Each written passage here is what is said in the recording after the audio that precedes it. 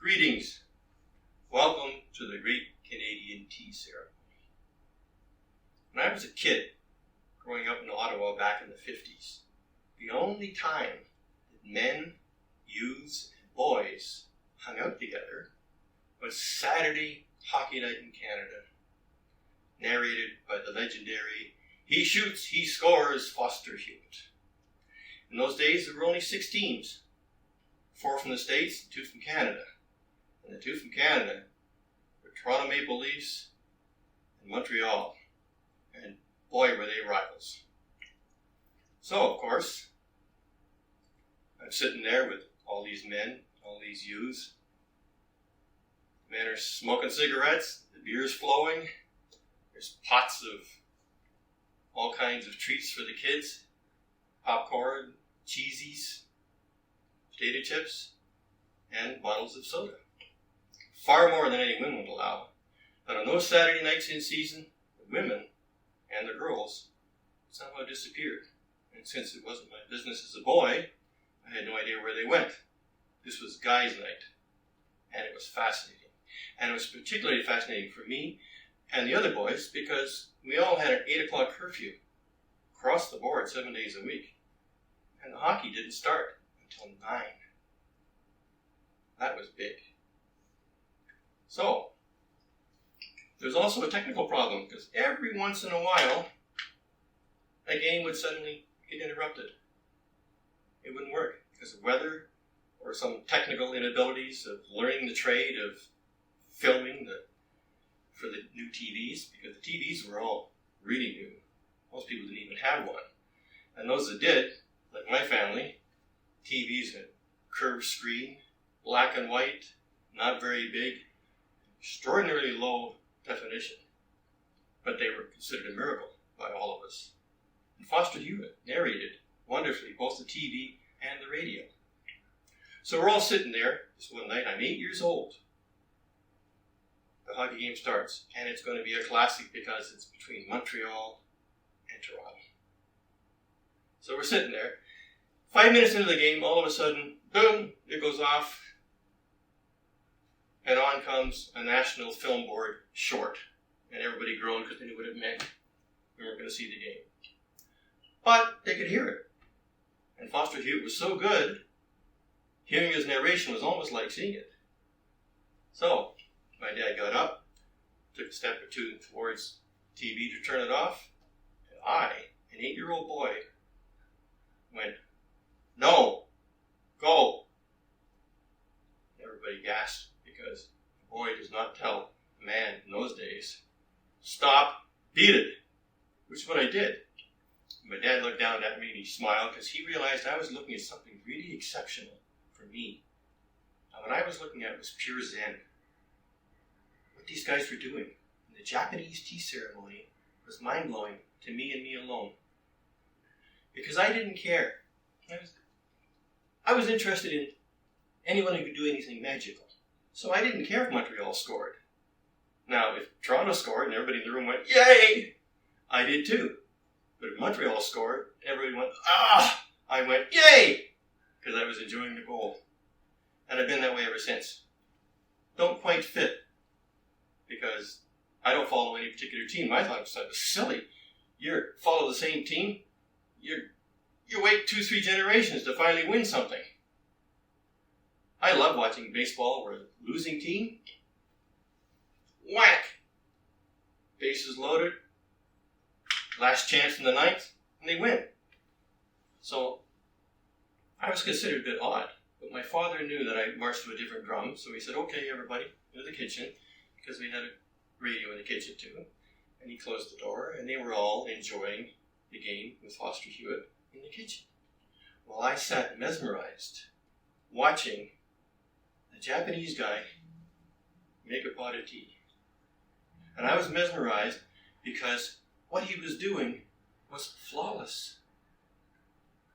He put some sticks in to this little stove. It was on the floor. It looked like a stone stove, very small.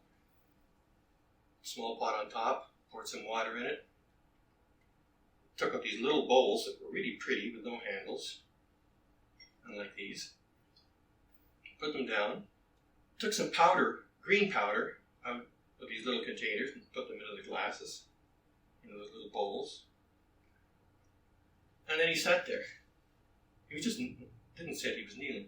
He just knelt there, doing nothing. And I thought, this is going to get pretty boring. But within a minute or so, the water boiled. So he took the pot off, and he had already tapped in the little green powder that was their tea. I found out later, god awful, no matter how much they love it in the Orient. Give me tea bags and honey and milk any day, but it's neither here nor there.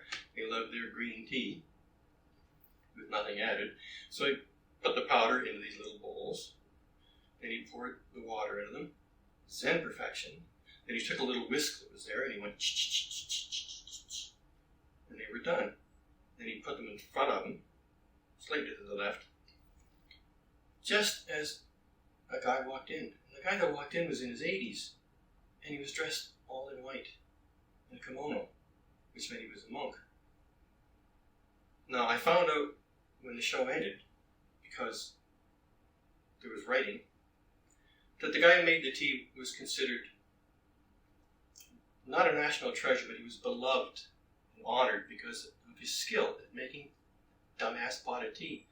But the guy that flowed in, you couldn't see his legs. He moved like an angel or a ghost.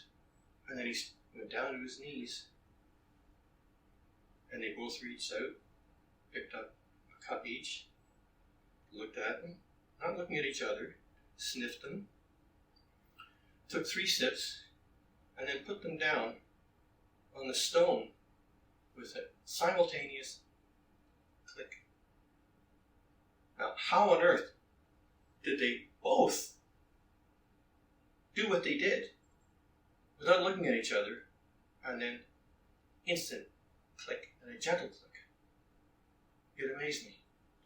But not as amazing what I saw next, because the old guy flowed erect, and as he flowed erect, he turned his back on the fellow that made the tea, and he flowed out of the room, I swear, like an angel or a ghost.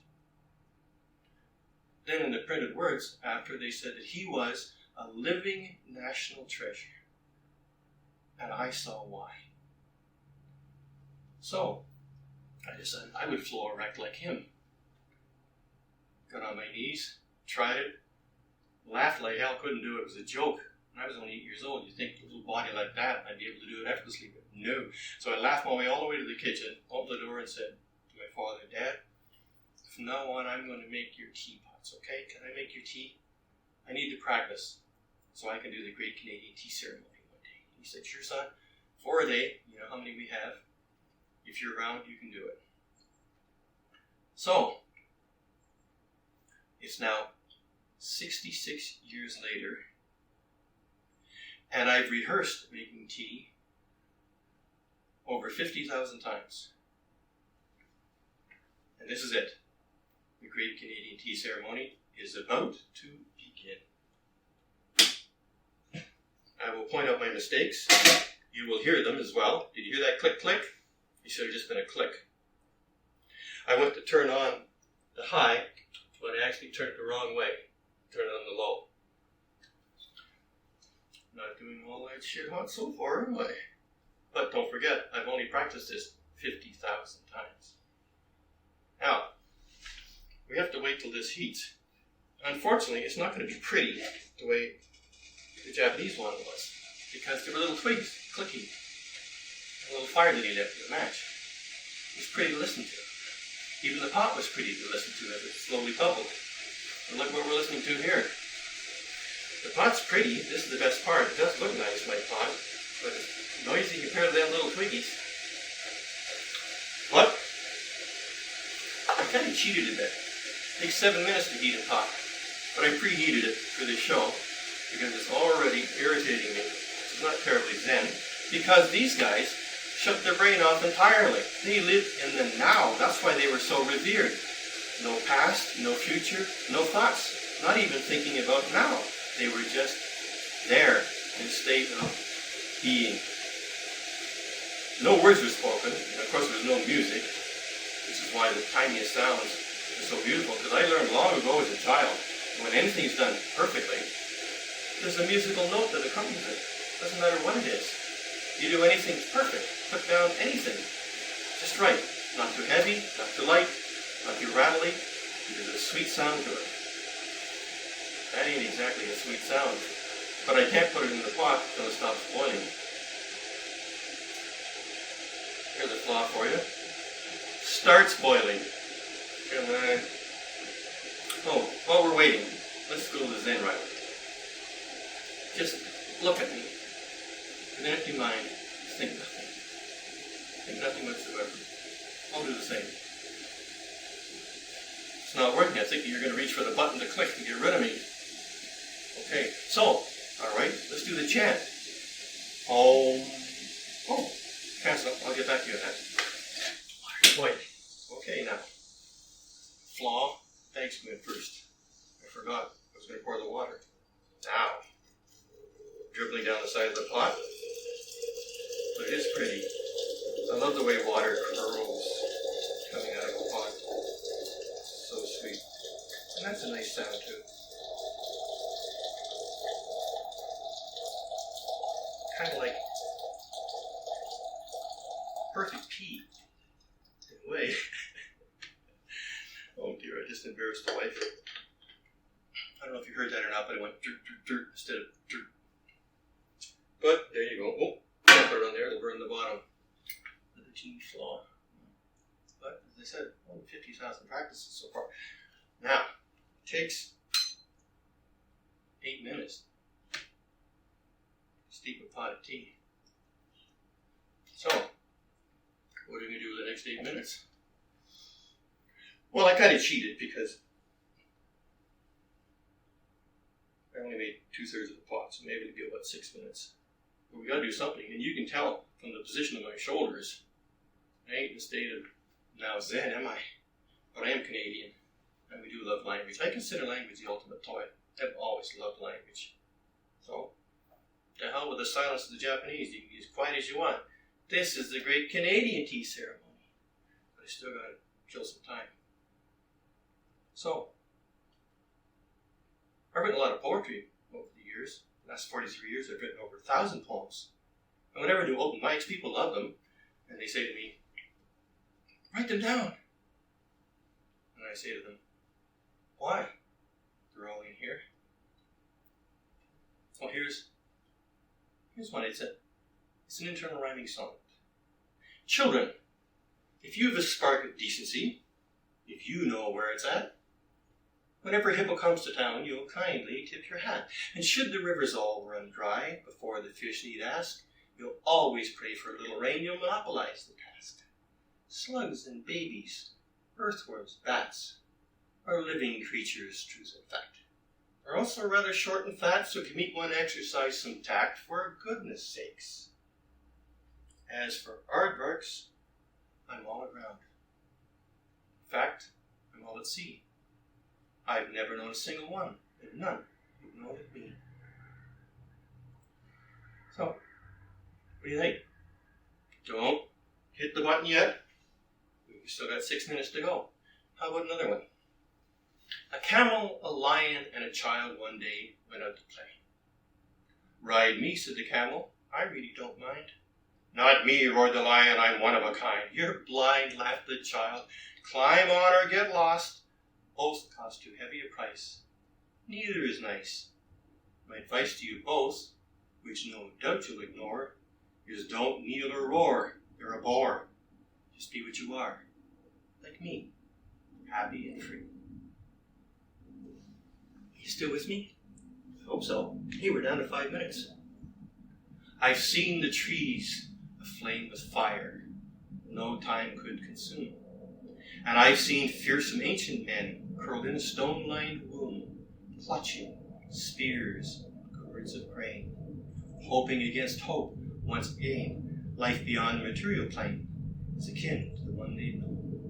Medieval man thought the world a grain of sand, cradled in God's loving hand. Absurd, of course. It's not the way. Universes every day form and melt and disappear. A moment's thought, a hope, a fear, then we too are no more.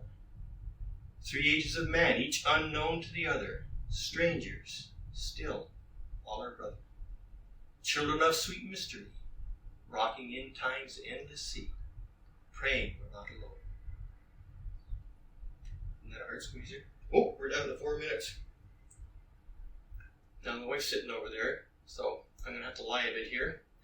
This is a poem, 20 words, vertical, that I wrote 40 years ago, observing other young men. Namely, Marianne, I ain't never in my whole life loved anyone as much as I love you, Jane. I swear it's true, Sue. Okay, dear. Oh, dear. This one is very popular with poets. You'll find out why in a minute. But it amuses me, even though it is clearly untrue. So, you think you're a poet? Well, be that as it may, I pass 100 poets a day. Each one a master in his own mind, loudly lauds himself one of a kind. Though A's complicated couplets to his woman's lips and B's bass ballad, some bride's hips, bore me beyond belief, relief is denied. I've tried to tell them without avail. A round of grape shot would surely fail to quail C's sensitive, mystical soul. D dives into life and swallows it whole, while E enlarges on trivial things. F engulfs our globe in rings of ridiculous rhapsody. G goes on, insisting his poem is really a song. Hell, I'm tired of the whole wretched lot. From A to Z, they're just a crock. Save L. L. Lauder, of course. For my poems come from the one true source. That marvelous, magical, secret place. That past, future, to human race. How, you say? It isn't so odd. I'm merely the chosen spokesman of God. How are we doing here? We got 2 minutes left. One more. Slammers like this one, but I refuse to do it fast. I like it slow.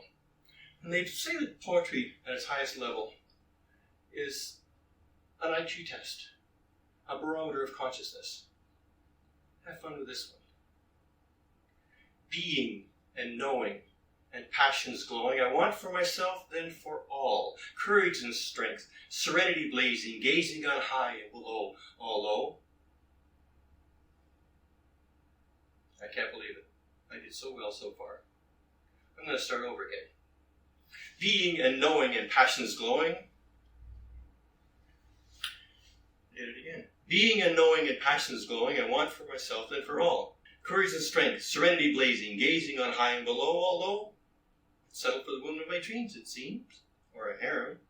Scare 'em like bubbles in a brook. Overlook what I've said. Dead is hope. Despise those who cope. Fly beyond any moon or swoon at a maiden's feet in the ascent of God. Applaud, deny, cry, stoic, resist or comply. Shadow the eye, wear it down, sage or clown, and do what you will.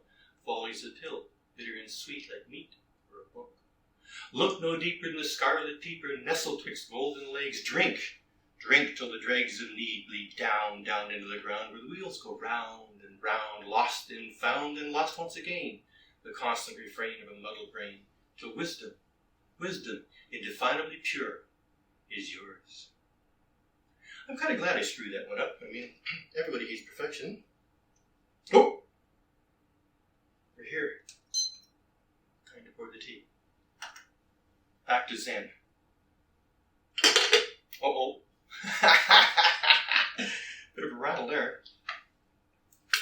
And I already poured the tea. It's time to debag it. Oh, that was noisy. If there's anybody watching here, don't grimace. This is all part of the comedy of the Great Canadian Tea Ceremony. And like I said, give me a break. I've only done this slightly over 50,000 times. Now, why say the tea bags? Because I love my beloved Pamela. And she likes to have her eyes cold in the morning. Women do. So, do it for them. If you love them, make them cold tea bags. It's a simple thing. And they love it. Oh, that's pretty. It's pouring so sweetly. I should be saying it, but this part I'm nailing. Uh-oh, hear that? Diddle-diddle-it. Should have gone. That was perfect. Now, apparently, if you go like this, they get angry at you at the Royal Palace in England. You're supposed to go like this. Some weird reason.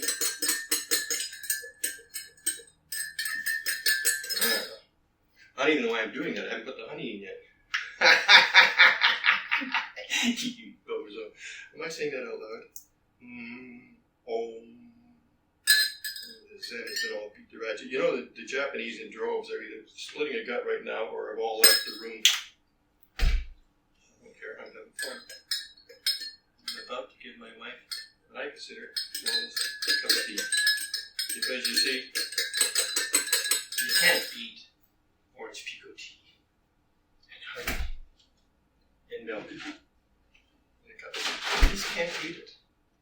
Now, I'm only allowed one a day, or I'm up a dozen times in the night, peeing my brains out. It's one of the big regrets of me getting older. Because when I was young, I used to be able to drink 4 or 5 of these before bedtime. Oh, that's looking pretty good. But I know her. She'll go, hey, just a titch more milk, please. So, here we go. Titch more milk. Now, this should curl perfectly. But damn things don't, so... Oop, I almost broke its neck.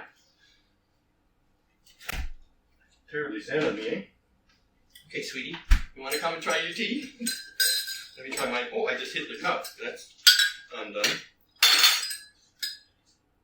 Oh, if I had a little more honey and milk, I'll just go with milk this time. Are you content? Mine's perfect. What?